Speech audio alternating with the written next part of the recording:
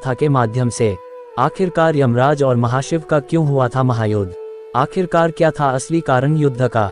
ऐसी ही हिंदू धर्म की जानकारी प्राप्त करने के लिए हमारे AMS स्टोरी चैनल को सब्सक्राइब जरूर करें।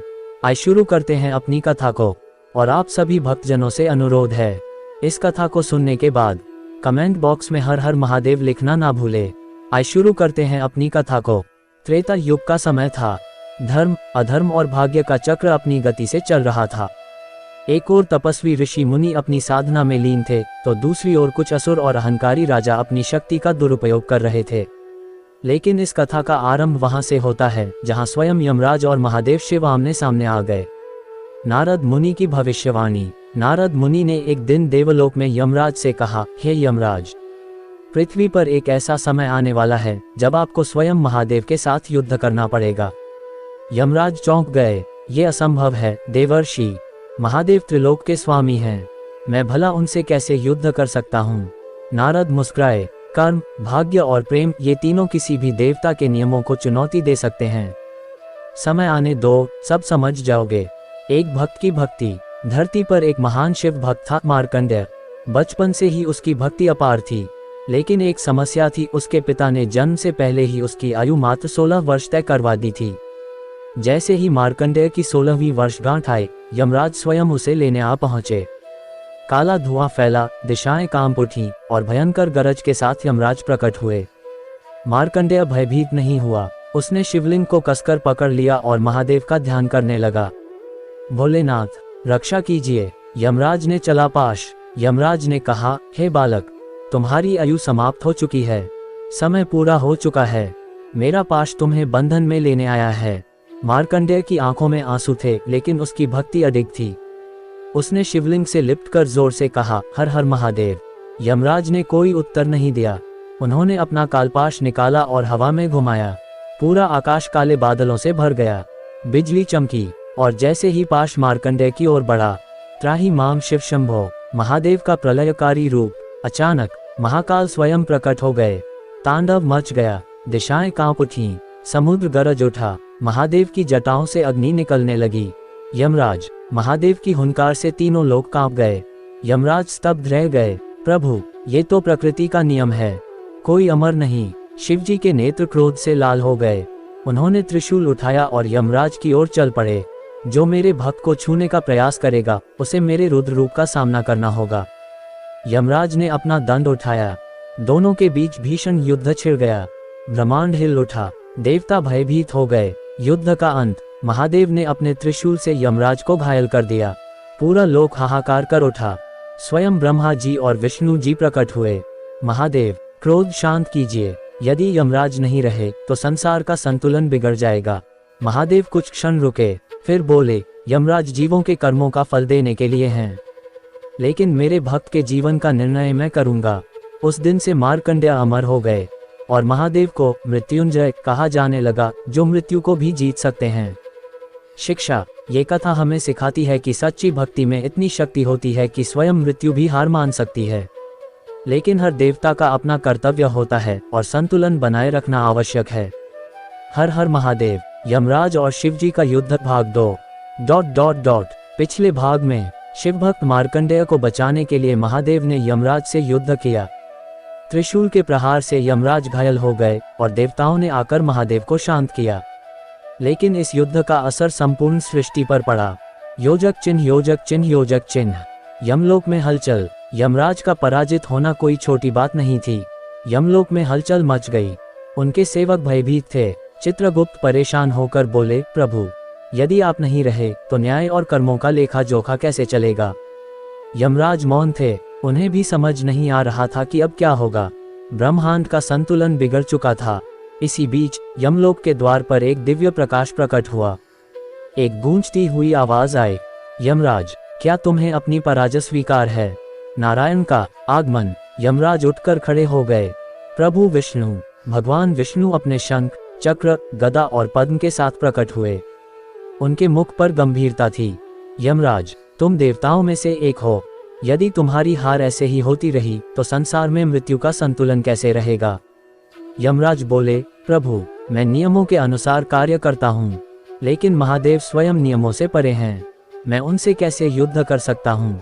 भगवान विष्णु मुस्कुराए, समस्या युद्ध नहीं बल्कि संतुलन की है। यदि संसार में कोई भी देवता अपनी शक्ति का असीम उपयोग करने लगे तो ब्रह्मांड में उथल पुथल मच जाएगी। महादेव का समाधान। यमराज और विष्णु जी कैलाश पहुंचे। वहां महादेव ध्यान में लीन थे।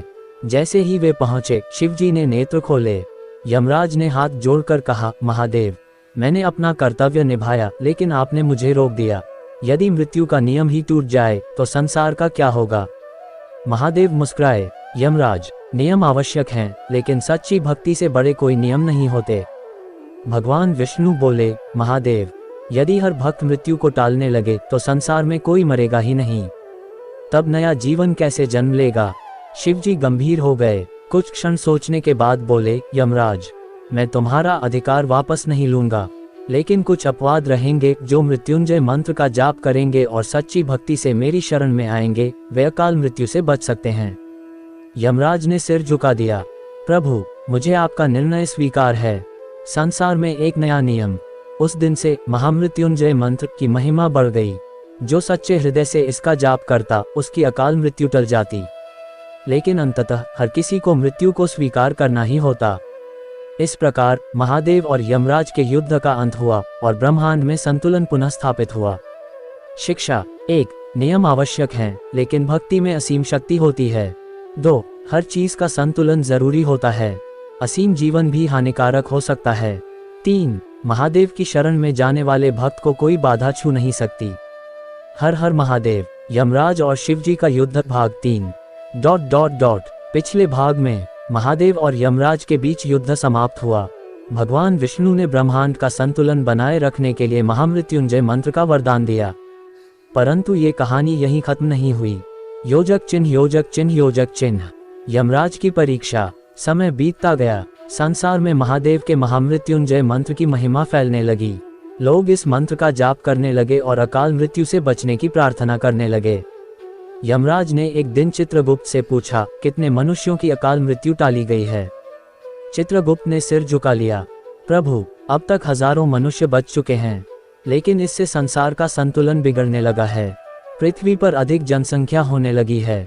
यमराज चिंतित हो गए। यदि यही क्रम चलता रहा तो संसार में जीवन और मृत्यु का चक्र टूट सकता था। एक अधर्मी राजा की साजिश।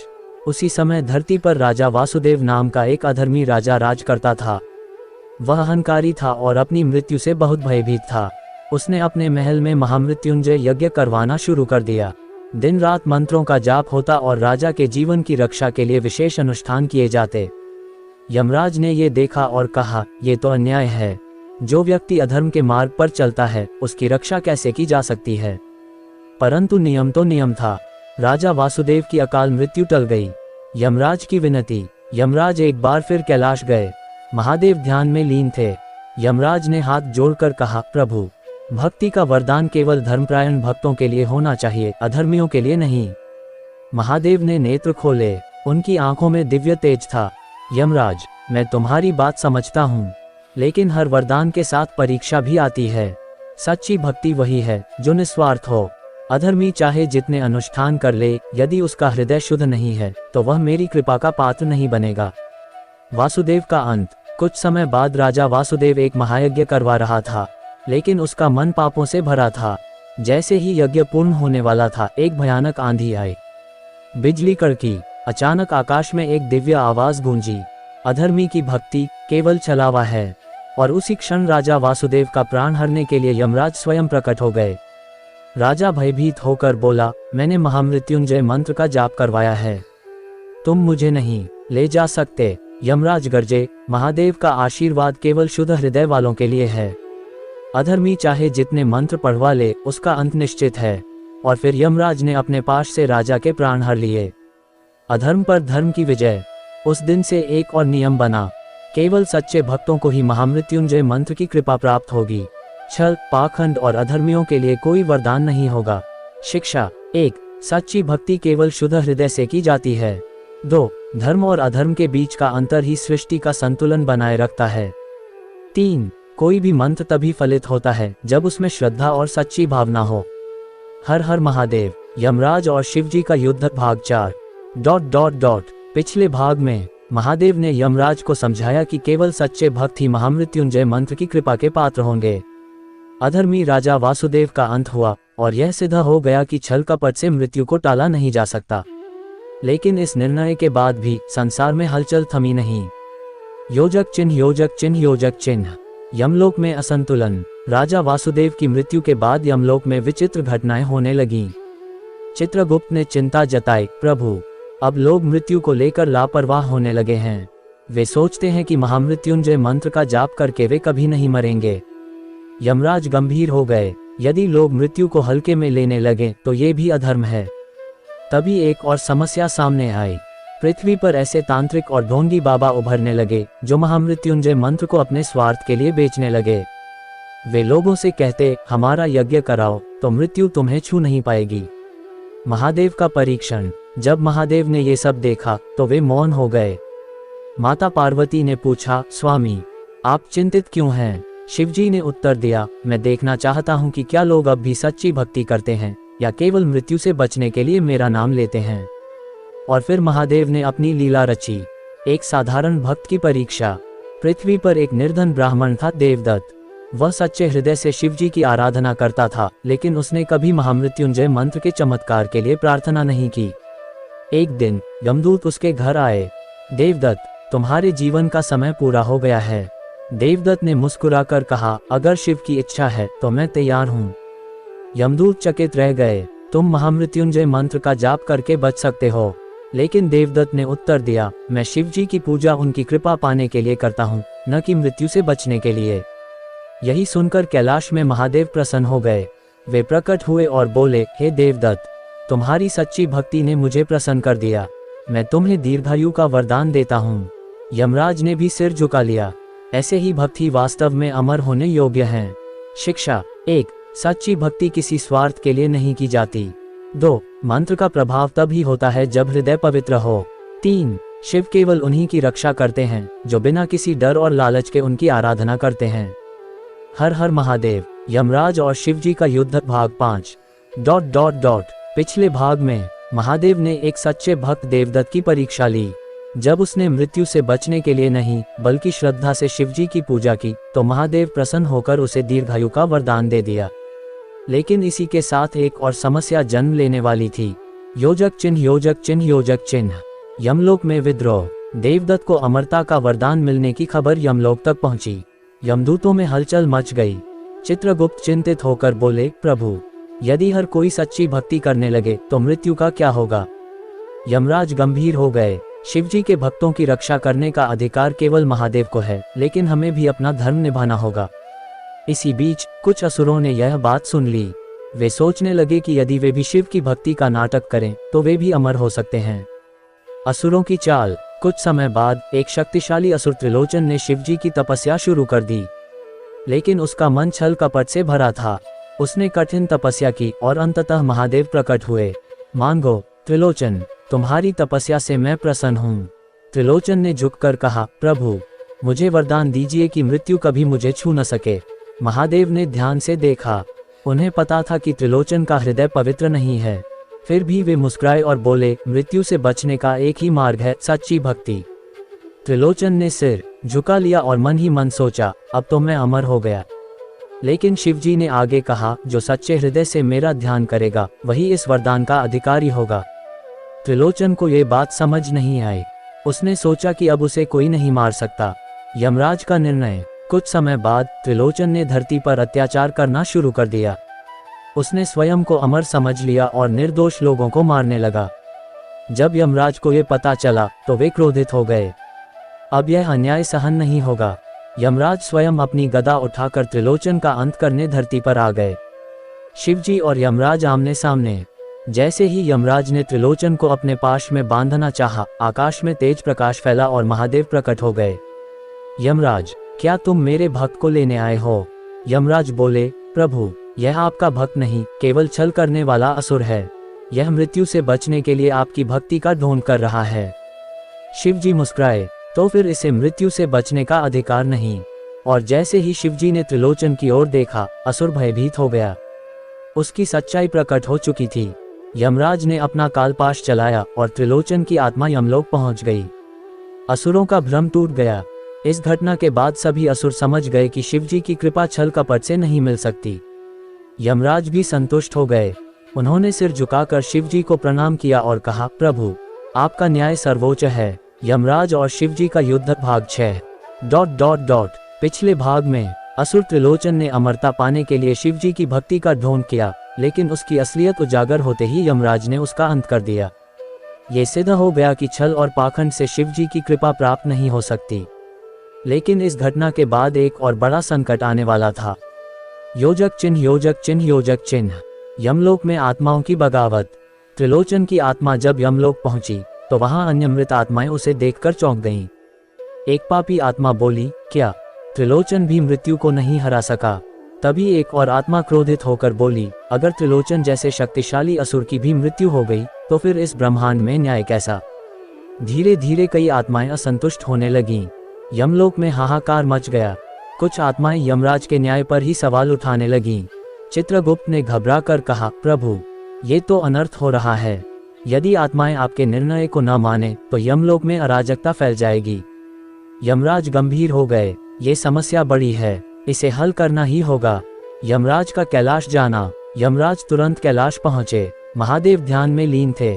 प्रभु, मुझे आपसे एक समाधान चाहिए। यमराज ने हाथ जोड़कर कहा। महादेव ने नेत्र खोले और शांत स्वर में बोले, कहो यमराज। यमराज ने सब कुछ बताया और कहा, अब आत्माएं मेरे न्याय को नहीं मान रहीं। वे सोचती हैं कि यदि महादेव से वरदान लेकर मृत्यु से बचा नहीं जा सकता तो फिर जीवन और मृत्यु का न्याय क्या है? शिवजी मुस्कुराए। यमराज, क्या तुम समझते हो कि केवल तुम ही न्याय कर सकते हो? यमराज चौंक गए। प्रभु, मेरा कार्य ही न्याय करना है। शिवजी बोले, तो फिर आत्माओं को स्वयं अपना न्याय तय करने दो। मृत्युलोक और कर्मफल का निर्णय। यमराज समझ नहीं पाए। प्रभु, आप क्या कहना चाहते हैं? महादेव ने गंभीर स्वर में कहा, आज से आत्माओं को अपने कर्मों के अनुसार ही न्याय मिलेगा। जो अपने पापों को प्रायश्चित करने योग्य होंगे उन्हें एक और जीवन दिया जाएगा। जो अत्यंत पापी होंगे वे यमलोक के दंड के अधिकारी होंगे। यमराज ने सिर झुका लिया। प्रभु, आप सदा से न्याय के देवता हैं। मैं आपके निर्णय को स्वीकार करता हूँ। आत्माओं को महादेव का संदेश। यमराज जब यमलोक लौटे तो उन्होंने आत्माओं से कहा, आज से तुम्हारा भाग्य तुम्हारे कर्मों से तय होगा। अब से केवल मृत्यु ही नहीं बल्कि कर्म ही न्याय करेगा। ये सुनकर आत्माएं शांत हो गईं। अब उन्हें समझ आ गया कि शिवजी की कृपा और यमराज का न्याय दोनों ही कर्मों पर आधारित हैं। शिक्षा 1। जीवन और मृत्यु केवल शिवजी और यमराज के हाथ में नहीं बल्कि हमारे कर्मों पर भी निर्भर है। 2। अच्छे कर्म करने वाले शिव की कृपा और यमराज के न्याय दोनों के योग्य होते हैं। 3। मृत्यु से बचने का कोई मार्ग नहीं परंतु अच्छा जीवन जीकर मोक्ष प्राप्त किया जा सकता है। हर हर महादेव। यमराज और शिवजी का युद्ध भाग 6। पिछले भाग में असुर त्रिलोचन ने अमरता पाने के लिए शिवजी की भक्ति का ढोंग किया, लेकिन उसकी असलियत उजागर होते ही यमराज ने उसका अंत कर दिया। ये सिद्ध हो गया कि छल और पाखंड से शिवजी की कृपा प्राप्त नहीं हो सकती। लेकिन इस घटना के बाद एक और बड़ा संकट आने वाला था। योजक चिन्ह, योजक चिन्ह, योजक चिन्ह। यमलोक में आत्माओं की बगावत। त्रिलोचन की आत्मा जब यमलोक पहुंची तो वहां अन्य मृत आत्माएं उसे देखकर चौंक गईं। एक पापी आत्मा बोली, क्या त्रिलोचन भी मृत्यु को नहीं हरा सका? तभी एक और आत्मा क्रोधित होकर बोली, अगर त्रिलोचन जैसे शक्तिशाली असुर की भी मृत्यु हो गई तो फिर इस ब्रह्मांड में न्याय कैसा? धीरे धीरे कई आत्माएं असंतुष्ट होने लगीं। यमलोक में हाहाकार मच गया। कुछ आत्माएं यमराज के न्याय पर ही सवाल उठाने लगीं। चित्रगुप्त ने घबराकर कहा, प्रभु, ये तो अनर्थ हो रहा है। यदि आत्माएं आपके निर्णय को न माने तो यमलोक में अराजकता फैल जाएगी। यमराज गंभीर हो गए। ये समस्या बड़ी है, इसे हल करना ही होगा। यमराज का कैलाश जाना। यमराज तुरंत कैलाश पहुंचे। महादेव ध्यान में लीन थे। प्रभु, मुझे आपसे एक समाधान चाहिए। यमराज ने हाथ जोड़कर कहा। महादेव ने नेत्र खोले और शांत स्वर में बोले, कहो यमराज। यमराज ने सब कुछ बताया और कहा, अब आत्माएं मेरे न्याय को नहीं मान रहीं। वे सोचती हैं कि यदि महादेव से वरदान लेकर मृत्यु से बचा नहीं जा सकता तो फिर जीवन और मृत्यु का न्याय क्या है? शिवजी मुस्कुराए। यमराज, क्या तुम समझते हो कि केवल तुम ही न्याय कर सकते हो? यमराज चौंक गए। प्रभु, मेरा कार्य ही न्याय करना है। शिवजी बोले, तो फिर आत्माओं को स्वयं अपना न्याय तय करने दो। मृत्युलोक और कर्मफल का निर्णय। यमराज समझ नहीं पाए। प्रभु, आप क्या कहना चाहते हैं? महादेव ने गंभीर स्वर में कहा, आज से आत्माओं को अपने कर्मों के अनुसार ही न्याय मिलेगा। जो अपने पापों को प्रायश्चित करने योग्य होंगे उन्हें एक और जीवन दिया जाएगा। जो अत्यंत पापी होंगे वे यमलोक के दंड के अधिकारी होंगे। यमराज ने सिर झुका लिया। प्रभु, आप सदा से न्याय के देवता हैं। मैं आपके निर्णय को स्वीकार करता हूँ। आत्माओं को महादेव का संदेश। यमराज जब यमलोक लौटे तो उन्होंने आत्माओं से कहा, आज से तुम्हारा भाग्य तुम्हारे कर्मों से तय होगा। अब से केवल मृत्यु ही नहीं बल्कि कर्म ही न्याय करेगा। ये सुनकर आत्माएं शांत हो गईं। अब उन्हें समझ आ गया कि शिवजी की कृपा और यमराज का न्याय दोनों ही कर्मों पर आधारित हैं। शिक्षा 1। जीवन और मृत्यु केवल शिवजी और यमराज के हाथ में नहीं बल्कि हमारे कर्मों पर भी निर्भर है। 2। अच्छे कर्म करने वाले शिव की कृपा और यमराज के न्याय दोनों के योग्य होते हैं। 3। मृत्यु से बचने का कोई मार्ग नहीं परंतु अच्छा जीवन जीकर मोक्ष प्राप्त किया जा सकता है। हर हर महादेव। यमराज और शिवजी का युद्ध भाग 7। पिछले भाग में महादेव ने यमराज को समझाया कि अब आत्माओं का न्याय उनके कर्मों के आधार पर होगा। ये निर्णय सुनकर यमलोक की आत्माएं शांत हो गईं, लेकिन ये बदलाव पृथ्वी पर भी एक नई हलचल लेकर आया। योजक चिन्ह योजक चिन्ह योजक चिन्ह। मृत्युलोक में अव्यवस्था। जब पृथ्वी पर लोगों को पता चला कि अब न्याय केवल यमराज नहीं बल्कि कर्म भी करेंगे तो समाज में दो तरह के लोग हो गए। कुछ लोग ये समझकर और अधिक सत्कर्म करने लगे ताकि उन्हें पुनर्जन्म मिले या मोक्ष प्राप्त हो। लेकिन कुछ धूर्त और लालची लोग ये सोचकर पाप करने लगे कि अगर कर्मों के अनुसार पुनर्जन्म मिलेगा तो हम अंत समय में अच्छे कर्म करके बच सकते हैं। यमराज ये देख रहे थे। उन्होंने चित्रगुप्त से कहा, यह क्या हो रहा है? लोग अब भी न्याय के नियम को समझ नहीं पाए। चित्रगुप्त बोले, प्रभु, कुछ लोग सोचते हैं कि वे अंतिम समय में अच्छे कर्म करके बच सकते हैं। यमराज गंभीर हो गए, अब इसे रोकना ही होगा। यमराज का पृथ्वी पर आगमन। यमराज ने निर्णय लिया कि वे स्वयं मृत्युलोक जाएंगे और लोगों को सही मार्ग दिखाएंगे। वे एक साधारण सन्यासी का रूप धारण करके एक नगर में पहुंचे। वहां उन्होंने देखा कि एक धनवान व्यक्ति महामृत्युंजय अनुष्ठान करवा रहा था। यमराज ने उससे पूछा, तुम यह अनुष्ठान क्यों कर रहे हो? धनवान व्यक्ति हंसते हुए बोला, मैंने जीवन में बहुत पाप किए हैं लेकिन ये यज्ञ करवा कर मैं मोक्ष प्राप्त कर लूंगा। यमराज को क्रोध आया। उन्होंने अपना असली रूप धारण कर लिया। मूर्ख, तुमने सोचा कि एक यज्ञ से तुम्हारे सारे पाप धुल जाएंगे। कर्मों का फल किसी यज्ञ या मंत्र से नहीं मिटता जब तक हृदय से पश्चाताप न हो। धनवान व्यक्ति कांपने लगा। उसने हाथ जोड़कर कहा, प्रभु, मुझे क्षमा करें। यमराज बोले, यदि तुम सच में प्रायश्चित करना चाहते हो तो अपने धन से जरूरतमंदों की सहायता करो। केवल दिखावे से मृत्यु को टाला नहीं जा सकता। शिवजी का अंतिम उपदेश। जब ये घटना कैलाश पहुंची तो महादेव ध्यानमग्न हो गए।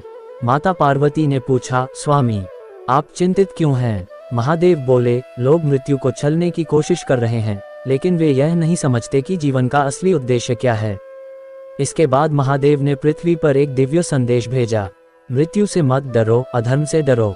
मृत्यु केवल एक परिवर्तन है लेकिन अधर्म आत्मा को पाप के चक्र में फंसा देता है। यमराज ने ये सुनकर सिर झुका लिया। अब संसार में न्याय का असली रूप स्थापित हो चुका था। शिक्षा 1। कर्मों का फल यज्ञ या अनुष्ठान से नहीं बल्कि सच्चे हृदय से किए गए अच्छे कार्यों से मिलता है। 2. मृत्यु को टालने की कोशिश व्यर्थ है लेकिन मोक्ष प्राप्त करना संभव है। 3. सच्ची भक्ति का अर्थ है स्वयं को सुधारना और दूसरों के लिए अच्छा करना। हर हर महादेव। यमराज और शिवजी का युद्ध भाग 8। पिछले भाग में यमराज ने एक धनवान व्यक्ति को सिखाया कि मृत्यु को छलने की कोशिश व्यर्थ है। महादेव ने समस्त संसार को संदेश दिया कि मृत्यु से मत डरो, अधर्म से डरो। अब लोग समझने लगे कि मोक्ष का मार्ग केवल सच्चे कर्मों से ही संभव है। लेकिन इस न्याय व्यवस्था को एक बार फिर चुनौती मिलने वाली थी। योजक चिन्ह योजक चिन्ह योजक चिन्ह। अत्याचारी राजा का अभिशाप। दक्षिण दिशा में एक क्रूर राजा विराटसेन राज्य करता था। उसने सुना कि अब कर्मों के आधार पर मृत्यु का न्याय होता है। वह हंसकर बोला, यदि यही सत्य है तो मैं जीवन भर पाप करूंगा और अंत समय में शिव की आराधना करके मोक्ष पा लूंगा। राजा ने प्रजा पर अत्याचार शुरू कर दिए। निर्दोष लोगों की हत्या करने लगा और देवताओं का अपमान करने लगा। लोग भयभीत होकर शिवजी से प्रार्थना करने लगे, प्रभु, इस अत्याचारी राजा का अंत कीजिए। यमराज का न्याय। यमराज को जब ये पता चला तो वे क्रोधित हो उठे। अब यह अन्याय सहन नहीं होगा। यमराज स्वयं विराटसेन को दंड देने के लिए मृत्युलोक पहुंचे। जैसे ही वे राजा के महल में पहुंचे, विराटसेन ने एक यज्ञ शुरू कर दिया। वह हंसकर बोला, यमराज, तुम मुझे नहीं ले जा सकते। मैं शिव की आराधना कर रहा हूँ। अब मुझे मृत्यु का भय नहीं। यमराज गरज उठे, तुमने जीवन भर पाप किए। क्या तुम्हें लगता है कि मात्र एक यज्ञ से तुम्हारा उद्धार हो जाएगा? राजा हंसता रहा, लेकिन तभी आकाश में बिजली चमकी और महादेव प्रकट हुए। महादेव का क्रोध। महादेव ने विराटसेन की ओर देखा, उनकी तीसरी आंख आधी खुल गई। मूर्ख, तुमने सोचा कि छल कपट से मेरी कृपा प्राप्त कर लोगे।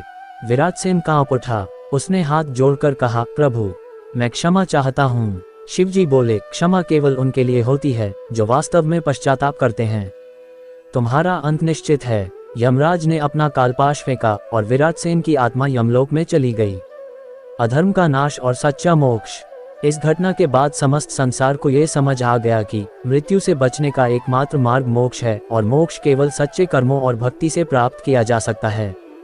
यमराज ने महादेव को प्रणाम किया और कहा, प्रभु, अब कोई भी मृत्यु से बचने के लिए छल कपट करने की कोशिश नहीं करेगा।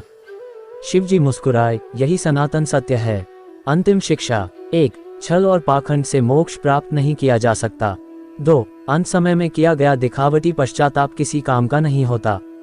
3. मृत्यु को जीतने का एकमात्र तरीका सच्चे कर्म और निष्काम भक्ति है।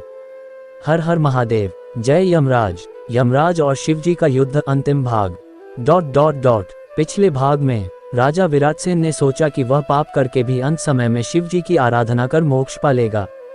लेकिन यमराज और शिवजी ने उसे सिखाया कि छल कपट से मोक्ष प्राप्त नहीं किया जा सकता। अब संसार यह सत्य समझ चुका था, लेकिन एक अंतिम परीक्षा अभी बाकी थी। योजक चिन्ह, योजक चिन्ह, योजक चिन्ह। यमराज की परीक्षा। एक दिन महादेव ने माता पार्वती से कहा, यमराज ने सदैव धर्म का पालन किया है, लेकिन क्या वे अपने निर्णयों में पूरी तरह न्यायसंगत हैं? माता पार्वती ने पूछा, स्वामी, क्या आप उन्हें परखना चाहते हैं? महादेव मुस्कुराए, हाँ, अब समय आ गया है कि ये देखा जाए कि क्या यमराज अपने कर्तव्य को सर्वोच्च मानते हैं या फिर वे भी मोह में फंस सकते हैं। योजक चिन्ह, योजक चिन्ह, योजक चिन्ह। यमराज के सामने एक विचित्र अनुरोध। एक दिन यमलोक में एक वृद्ध तपस्वी की आत्मा पहुंची। उन्होंने यमराज से कहा, मुझे नरक में मत भेजिए। मैंने जीवन भर भक्ति की, लेकिन कुछ गलतियां हो गईं। यमराज ने चित्रगुप्त से उसके कर्मों का लेखा जोखा पूछा। चित्रगुप्त बोले, इस व्यक्ति ने अपने जीवन के प्रारंभिक वर्षों में कई अधर्म किए, लेकिन बाद में वह भक्ति के मार्ग पर चला। यमराज विचार में पड़ गए, यदि मैं इसे नरक भेजता हूँ तो यह भक्ति के प्रभाव को नकारने जैसा होगा, और यदि स्वर्ग भेजता हूँ तो यह न्याय के विरुद्ध होगा। योजक चिन्ह, योजक चिन्ह, योजक चिन्ह। महादेव का प्रकट होना। यमराज जब निर्णय नहीं कर पाए तो महादेव प्रकट हुए। यमराज, क्या तुम न्याय के मार्ग से डगमगा रहे हो? यमराज ने हाथ जोड़कर कहा, प्रभु, ये स्थिति कठिन है। ये तपस्वी अपने प्रारंभिक जीवन में अधर्मी था, लेकिन बाद में भक्त बन गया। मैं समझ नहीं पा रहा कि इसे नरक भेजूं या स्वर्ग। महादेव ने मुस्कुराकर कहा, यही जीवन का सबसे बड़ा प्रश्न है यमराज। क्या व्यक्ति अपने पापों को भक्ति से धो सकता है? यमराज ने गहरी सांस ली और बोले, प्रभु, सच्ची भक्ति पापों का प्रायश्चित कर सकती है, लेकिन अधर्म के कर्मों का फल भोगना ही पड़ेगा। महादेव ने प्रसन्न होकर कहा, यही सत्य है यमराज, तुमने सच्चा न्याय किया। योजक चिन्ह, योजक चिन्ह, योजक चिन्ह। संसार के लिए अंतिम संदेश। महादेव ने तब संसार को एक अंतिम संदेश दिया। जो व्यक्ति सच्चे हृदय से अपने पापों का पश्चाताप करता है, उसे मुक्ति का मार्ग मिल सकता है, लेकिन कोई भी व्यक्ति अपने पापों के फल से बच नहीं सकता। यमराज ने सिर झुकाकर कहा, प्रभु, मैं सदा धर्म और न्याय के मार्ग पर ही चलूंगा। अंतिम शिक्षा। 1. सच्ची भक्ति पापों का प्रायश्चित कर सकती है, लेकिन हर कर्म का फल भुगतना ही पड़ता है। 2. यमराज और शिवजी दोनों ही धर्म और न्याय के प्रतीक हैं और उनके नियम अटल हैं। 3. मोक्ष केवल उन्हीं को मिलता है जो निष्काम भक्ति और सत्कर्मों के मार्ग पर चलते हैं। हर हर महादेव। जय धर्मराज यमराज। ये कहानी अपने निष्कर्ष तक पहुंच चुकी है। यमराज और शिवजी का युद्ध केवल एक युद्ध नहीं था, बल्कि यह धर्म, न्याय और मोक्ष के गूढ़ रहस्यों को समझने की यात्रा थी। लेकिन अगर आप इस कथा को किसी और दिशा में आगे बढ़ाना चाहते हैं, जैसे यमराज की अगली चुनौती, कालचक्र का रहस्य या शिवजी की नई परीक्षा, तो मुझे बताइए। मैं इसे और रोमांचक मोड़ दे सकता हूँ। यमराज और शिवजी का युद्ध, नया अध्याय। ... पिछले भाग में यमराज ने न्याय का मार्ग अपनाते हुए ये सिद्ध कर दिया कि भक्ति पापों का प्रायश्चित कर सकती है, लेकिन कर्मों का फल अवश्य भोगना पड़ता है। महादेव ने यमराज की परीक्षा ली और संसार को ये शिक्षा दी कि मोक्ष केवल सच्चे कर्मों और निष्काम भक्ति से ही संभव है। लेकिन यह अंत नहीं था। अब एक नई चुनौती यमराज और शिवजी दोनों के सामने आने वाली थी। योजक चिन्ह, योजक चिन्ह, योजक चिन्ह। कालचक्र का संतुलन बिगड़ने लगा। यमलोक में अचानक हलचल मच गई। चित्रगुप्त चिंतित होकर यमराज के पास आए और बोले, प्रभु, कुछ अत्यंत विचित्र घटित हो रहा है। यमराज ने पूछा, क्या हुआ चित्रगुप्त? चित्रगुप्त बोले, कुछ आत्माएं जो मर चुकी थीं, वे पुनः मृत्युलोक में देखी जा रही हैं। ऐसा प्रतीत हो रहा है कि कालचक्र का संतुलन बिगड़ रहा है। यमराज चौंक गए। यह असंभव है। मृत आत्माएं पुनः जीवन कैसे पा सकती हैं? शिवजी का संकेत। यमराज तुरंत कैलाश पहुंचे और शिवजी से बोले, प्रभु, कालचक्र में विचित्र घटनाएं हो रही हैं। मृत आत्माएं पुनः जन्म ले रही हैं। महादेव ने नेत्र बंद किए और गहरी ध्यानमग्न हो गए। कुछ क्षण बाद उन्होंने कहा, यमराज, यह कोई साधारण घटना नहीं है। कोई समय चक्र से छेड़छाड़ कर रहा है। यमराज स्तब्ध रह गए। परंतु प्रभु, समय चक्र तो स्वयं महाकाल के नियंत्रण में होता है। इसे कौन प्रभावित कर सकता है? महादेव ने गंभीर स्वर में कहा, केवल दो शक्तियां ऐसी हैं जो समय चक्र को प्रभावित कर सकती हैं। पहली स्वयं महाकाल और दूसरी त्रेतायुग का वह श्राप जो अब तक निष्क्रिय था। त्रेतायुग का भयानक श्राप। यमराज का ध्यान भूतकाल में चला गया। त्रेतायुग में जब रावण का अंत हुआ था, तब लंका में एक भयानक घटना घटी थी। रावण के एक पुत्र मयासुर ने शिवजी से वरदान मांगा था, हे महादेव, यदि कभी मृत्यु के नियमों का संतुलन बिगड़े तो मुझे पुनः जागृत होने का अवसर मिले। शिवजी ने कहा था, यदि ऐसा कभी हुआ तो तुझे एक अवसर अवश्य मिलेगा, परंतु तेरा अंत निश्चित रहेगा। यमराज ने घबराकर पूछा, प्रभु, क्या वह समय आ चुका है? महादेव बोले, हाँ, मयासुर जागृत हो चुका है और अब वह समय चक्र को उल्टकर स्वयं अमर होने की योजना बना रहा है। नया युद्ध, यमराज बनाम मयासुर। यमराज ने अपनी गदा उठा ली और बोले, प्रभु, इस अधर्मी को रोकना ही होगा। महादेव बोले, यमराज, ये युद्ध आसान नहीं होगा। मयासुर केवल एक असुर नहीं, बल्कि अब वह कालचक्र की शक्ति को भी नियंत्रित कर सकता है। उसे पराजित करने के लिए केवल बल नहीं, बल्कि तीव्र बुद्धि की भी आवश्यकता होगी। यमराज गंभीर हो गए। अब ये युद्ध केवल जीवन और मृत्यु का नहीं था, ये पूरे ब्रह्मांड के संतुलन की रक्षा के लिए था। योजक चिन्ह, योजक चिन्ह, योजक चिन्ह। क्या मयासुर को रोका जा सकेगा? क्या यमराज और शिवजी मिलकर कालचक्र को संतुलित कर पाएंगे? युद्ध की अगली कड़ी में होगा महाकाल का सबसे बड़ा रहस्य उजागर। यमराज और शिवजी का युद्ध, नया अध्याय, भाग 10। ... पिछले भाग में कालचक्र का संतुलन बिगड़ रहा था। मृत आत्माएं पुनः जीवित हो रही थीं।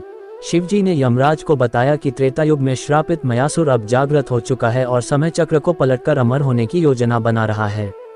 अब ये युद्ध केवल यमराज और मयासुर का नहीं था, ये ब्रह्मांड के संतुलन की रक्षा के लिए था।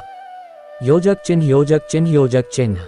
यमराज का पाताल गमन। यमराज ने चित्रगुप्त को आदेश दिया, समस्त आत्माओं का लेखा जोखा स्थगित कर दो। जब तक मयासुर को नहीं रोका जाता, तब तक मृत्यु का न्याय संभव नहीं। इसके बाद वे सीधे पाताल लोक की ओर बढ़े, जहां मयासुर अपने काले जादू से समय चक्र को तोड़ने का प्रयास कर रहा था। पाताल में घोर अंधकार था। चारों ओर भीषण अग्नि जल रही थी और बीच में एक विशाल यंत्र घूम रहा था, कालचक्र। यमराज ने गरज कर कहा, मयासुर, तेरी मृत्यु का समय आ गया है। मयासुर का छल। मयासुर एक घने अंधकार से बाहर निकला। उसकी आंखें जल रही थीं और उसका स्वर गूंज उठा, यमराज, तुम मुझे हराने आए हो, लेकिन क्या तुम्हें नहीं पता कि अब कालचक्र मेरे अधीन है? यमराज ने गदा उठाई और कहा, कालचक्र सृष्टि का नियम है, इसे कोई बदल नहीं सकता। मयासुर हंस पड़ा। उसने हाथ बढ़ाया और कालचक्र को उल्टा घुमाने लगा। तुरंत ही मृत आत्माएं वापस पृथ्वी पर जन्म लेने लगी और जीवित लोग अचानक बूढ़े होने लगे। यमराज ये देख क्रोधित हो गए। तू ब्रह्मांड के नियमों से खेल रहा है, यह अधर्म है। मयासुर हंसा, अधर्म? ये केवल शक्ति का खेल है यमराज। और तभी उसने एक भयावह अस्त्र निकालकर यमराज की ओर फेंका। योजक चिन्ह, योजक चिन्ह, योजक चिन्ह। शिवजी का आदेश। कैलाश पर्वत पर महादेव ध्यानमग्न थे। माता पार्वती चिंतित होकर बोली, स्वामी, यदि मयासुर ने कालचक्र पर अधिकार कर लिया तो समस्त संसार नष्ट हो जाएगा। महादेव ने धीरे से नेत्र खोले और बोले, अब समय आ गया है कि स्वयं महाकाल इस युद्ध में उतरें। उन्होंने त्रिशूल उठाया और कैलाश से सीधा पाताल की ओर चल पड़े। योजक चिन्ह योजक चिन्ह योजक चिन्ह। युद्ध का प्रारंभ। यमराज ने अपनी गदा से मयासुर के अस्त्र को नष्ट कर दिया, लेकिन मयासुर ने अब स्वयं कालचक्र को पकड़ लिया और उसे पूरा उल्टा घुमा दिया। तुरंत ही पृथ्वी पर समय पीछे जाने लगा। मृत आत्माएं जीवित हो गईं। राजा दशरथ फिर से अयोध्या में प्रकट हो गए। कंस फिर से मथुरा के सिंहासन पर बैठ गया। यहाँ तक कि रावण भी लंका में पुनः जन्म ले चुका था। यमराज को समझ आ गया कि यदि इसे तुरंत नहीं रोका गया तो समस्त सृष्टि नष्ट हो जाएगी। और तभी आकाश में बिजली कड़की, भयंकर गर्जना हुई। महादेव स्वयं प्रकट हुए। उनकी तीसरी आंख आधी खुली और उनका त्रिशूल विद्युत की भांति चमक उठा। मयासुर, तेरा अंत अब निश्चित है। अब होगा कालचक्र का अंतिम युद्ध। क्या महादेव और यमराज मिलकर समय को बचा पाएंगे? क्या मयासुर को रोका जा सकेगा? अगली कड़ी में जानिए महाकाल का प्रलयंकारी प्रकोप, यमराज और शिवजी का युद्ध, अंतिम अध्याय। ... पिछले भाग में मयासुर ने कालचक्र पर नियंत्रण पा लिया और समय को उलट दिया। मृत राजा दशरथ, कंस और यहाँ तक कि रावण तक पुनः जीवित हो गए। यदि इसे नहीं रोका गया तो संपूर्ण सृष्टि विनाश की ओर बढ़ जाएगी। अब स्वयं महादेव महाकाल रूप में प्रकट हो चुके थे। महाकाल का प्रकोप। महादेव ने अपनी तीसरी आंख को आधा खोल दिया। उनकी उपस्थिति से पाताल लोक कांप उठा। मयासुर भयभीत होकर चिल्लाया, महादेव, मैंने केवल अपनी शक्ति प्राप्त करने के लिए कालचक्र को मोड़ा। इसमें क्या गलत है? महादेव गरजे, शक्ति वही उचित होती है जो धर्म के मार्ग पर चले। तूने अधर्म किया है और अब तेरा अंत निश्चित है। यमराज ने भी गदा उठाए और बोले, अब समय चक्र को अपने स्थान पर लौटना ही होगा। कालचक्र को मुक्त करने का उपाय। महादेव ने त्रिशूल उठाया और बोले, कालचक्र को ठीक करने के लिए हमें उसे महाकाल की ऊर्जा से संतुलित करना होगा। लेकिन जब तक मयासुर जीवित है वह इसे दोबारा बिगाड़ सकता है। यमराज ने कहा, तो हमें पहले मयासुर का अंत करना होगा। मयासुर क्रोधित हो उठा। उसने अपने काले जादू से कालचक्र के चारों ओर एक रक्षा कवच बना दिया। कोई भी शक्ति इसे नष्ट नहीं कर सकती। मयासुर हंसा। महादेव मुस्कुराए। कालचक्र को कोई शक्ति नहीं, केवल काल ही नियंत्रित कर सकता है, और मैं स्वयं महाकाल हूँ। महाकाल का प्रलय। महादेव ने अपना त्रिशूल उठाया और मंत्रोच्चार के साथ उसे घुमाया। तुरंत ही पाताल लोक में भयंकर अग्नि प्रज्वलित हो उठी। मयासुर चिल्लाया, नहीं, यह असंभव है। महादेव ने त्रिशूल मयासुर की ओर फेंका। त्रिशूल सीधे उसके हृदय में समा गया। महाकालाय नमः। महादेव ने उद्घोष किया। मयासुर तड़प उठा। उसकी शक्ति समाप्त होने लगी और उसके साथ ही उसका काला जादू भी मिटने लगा। यमराज ने तुरंत कालचक्र पर प्रहार किया और उसे संतुलित कर दिया। समय चक्र का संतुलन पुनः स्थापित। जैसे ही कालचक्र अपनी गति में लौटा, वह सभी आत्माएं जो वापस जीवित हुई थीं, पुनः अपने स्थान पर चली गईं। रावण, कंस, राजा दशरथ सभी अपने यथार्थ काल में लौट गए। यमराज ने सिर झुकाया और बोले, प्रभु, अब सब कुछ पूर्ववत हो गया है। महादेव ने आशीर्वाद दिया, यही सत्य है। कालचक्र से छेड़छाड़ करने वाला स्वयं नष्ट हो जाता है। ये सृष्टि का अटल नियम है। अंतिम शिक्षा। 1. शक्ति का उपयोग केवल धर्म के लिए होना चाहिए, अन्यथा वह विनाश का कारण बनती है। 2. समय चक्र को कोई नहीं मोड़ सकता, जो भी ऐसा प्रयास करेगा उसका अंत निश्चित है। 3. महाकाल का न्याय सर्वोच्च है और मृत्यु का नियम अटूट है। यमराज ने कैलाश पर्वत की ओर देखा और बोले, हर युग में धर्म की परीक्षा होगी, लेकिन जब भी कोई अधर्म करेगा, महादेव स्वयं न्याय करने आएंगे। महादेव ने मुस्कुराकर कहा, यही सनातन सत्य है। मैं उम्मीद करता हूँ आप सभी ने ये कथा यहाँ तक सुनी होगी। ऐसे ही हिंदू धर्म की जानकारी प्राप्त करने के लिए हमारे चैनल को सब्सक्राइब अवश्य करें और कमेंट में हर हर महादेव लिखना ना भूलें। महादेव की कृपा आप सभी पर सदैव वैसे ही बरसाते रहेगी। धन्यवाद। हर हर महादेव। जय धर्मराज यमराज।